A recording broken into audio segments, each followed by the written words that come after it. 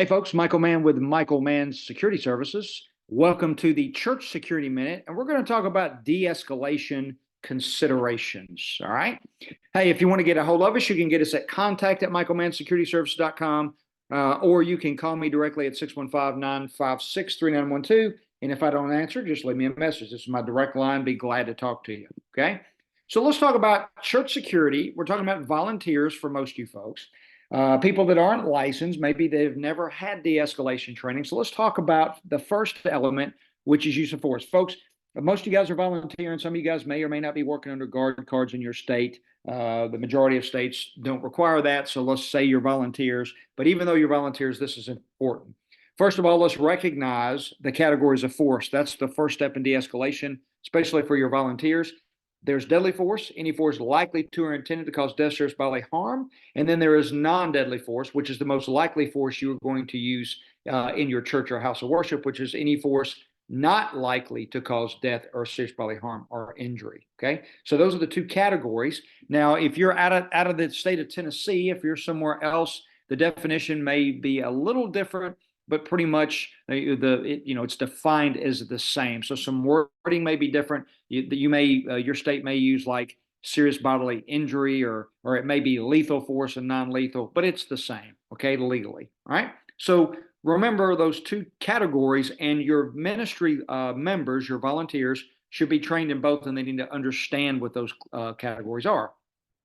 Now, this is a use of force model. This is the NIJ's, National Institute of Justice.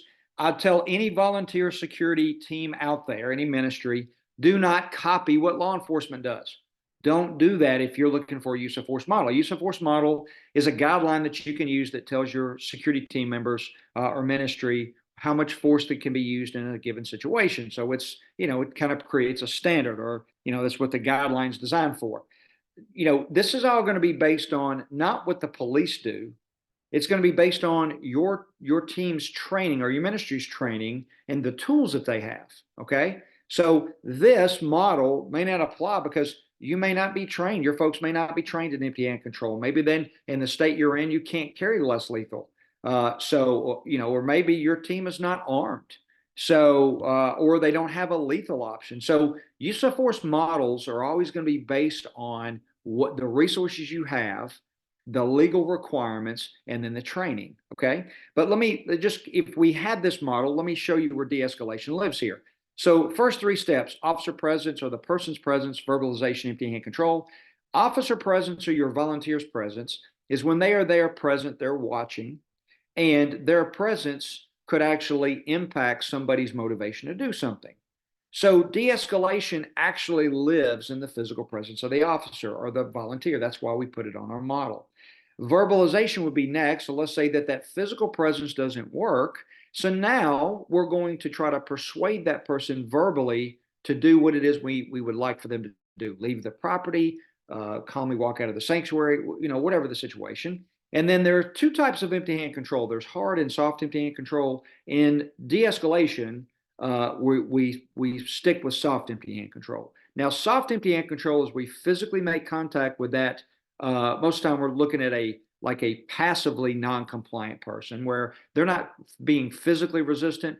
Maybe they just tell us they're not going to leave this control space. They don't want to walk out of the sanctuary because they've heard something that they didn't like from the pulpit. They're now verbally and very loudly causing a disturbance, and when we ask them to leave, they won't. So we have to now make contact with them without causing any kind of pain. We're not going to get compliance through pain. We're going to get compliance through just the physical contact, and we're going to very calmly and very softly make contact with them, and then escort them out. So that is soft empty hand control. So officer presence, or that volunteer's presence, verbalization, and soft empty hand control is where most de-escalation techniques live. Okay, so what is de-escalation?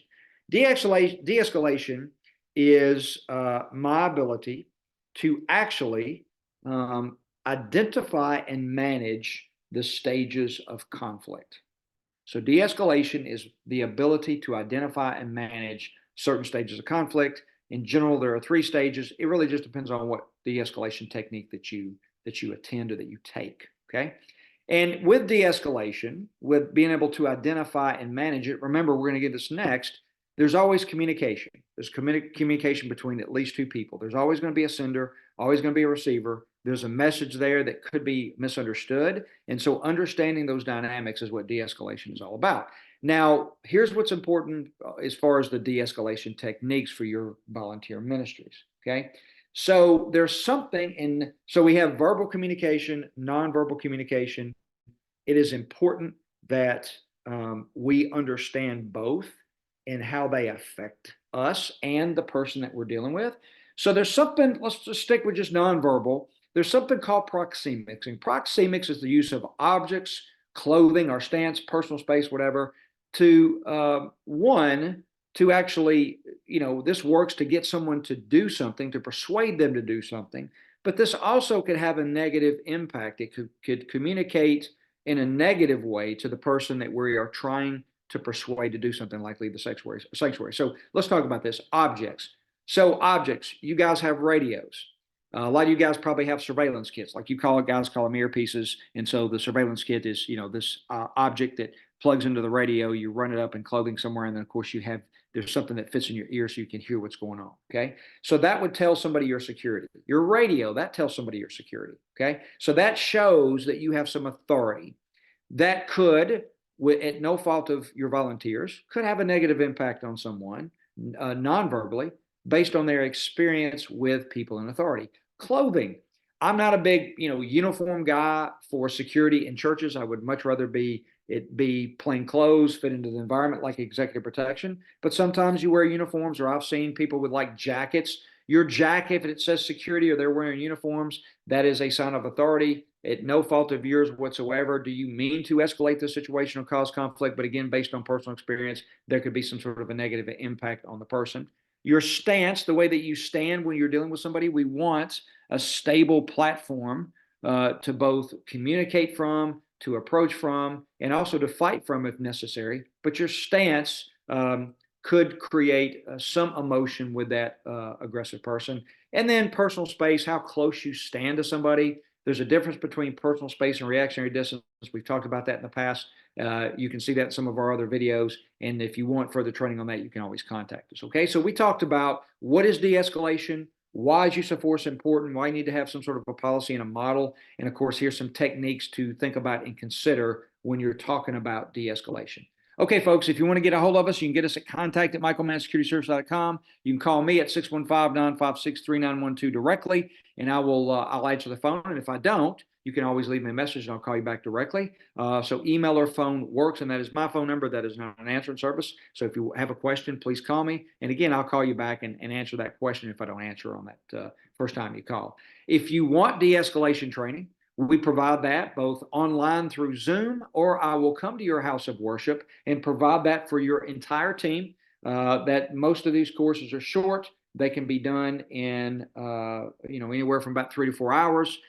In some states, those meet the requirements for your unarmed guard cards, or they can, depending on some content I've put in there, in a written exam. So it meets several requirements. So again, if you want the training, man, get me, holler at me here. Contact@michaelmannsecurityservices.com. Shoot me that email. Tell me what you want. I'll send you a quote, give you some time on the calendar, or you can just call me and we'll talk about it. All right, folks. Again, thanks for tuning in to the Church Security Minute. And remember, it is about prevention, not response.